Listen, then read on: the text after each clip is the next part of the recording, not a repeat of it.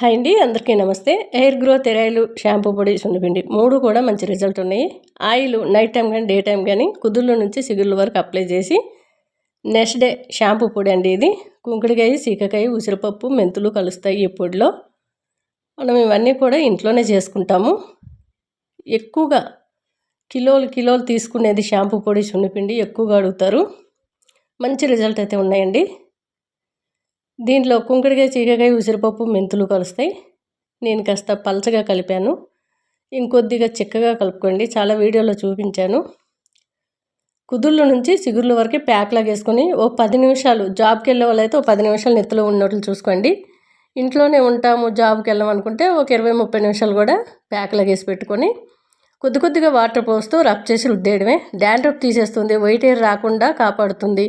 మనకి చిన్న పిల్లలకు కూడా ఇప్పుడు వైట్ హెయిర్ అనేది కామన్గా వచ్చేస్తుంది కాబట్టి న్యాచురల్ వాడితే ఆ సమస్య నుంచి బయటపడవచ్చు. ఇది 1-2 రోజులే కాదండి, ఎక్కువ రోజులు యూజ్ చేసినట్లయితే గ్రోత్ ఉంటుంది బాగా. షాంపూ పొడితో మంచి రీగ్రోత్ అనేది కూడా కనిపిస్తుంది.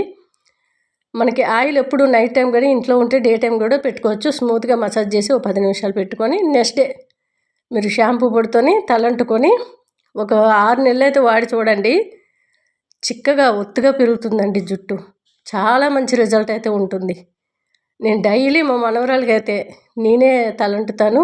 మంచి రిజల్ట్ కనిపిస్తుంది. తనకు కూడా మంచి జుట్టు అయితే చిక్కగా ఒత్తుగా నల్లగా ఉంటుంది తన జుట్టు. ఇప్పుడు పిల్లలకి వైట్ హెయిర్ రాకుండా ఉండాలంటే న్యాచురల్ వాడి చూడండి.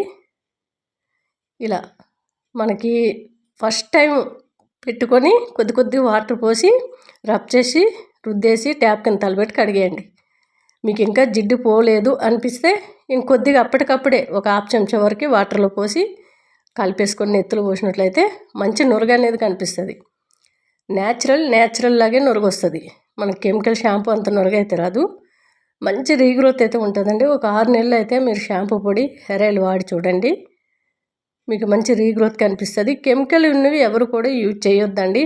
అది మనకి టెంపరవరీగా కనిపిస్తుంది. ఎక్కువగా రీగ్రోత్ లాగా స్కిన్ కానీ వైట్గా అనిపించడం.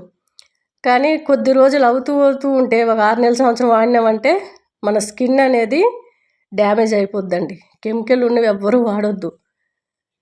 చూసారు కదా, మంచి రిజల్ట్ ఉంటుంది. పింపుల్స్, మచ్చలు తీసేయడానికి సున్నిపిండి బాగా ఉపయోగపడుతుంది. సున్నిపిండి యూజ్ చేసేటప్పుడు సోప్ అనేది అసలు వాడొద్దండి. నచ్చితే ఒకసారి ట్రై చేయండి.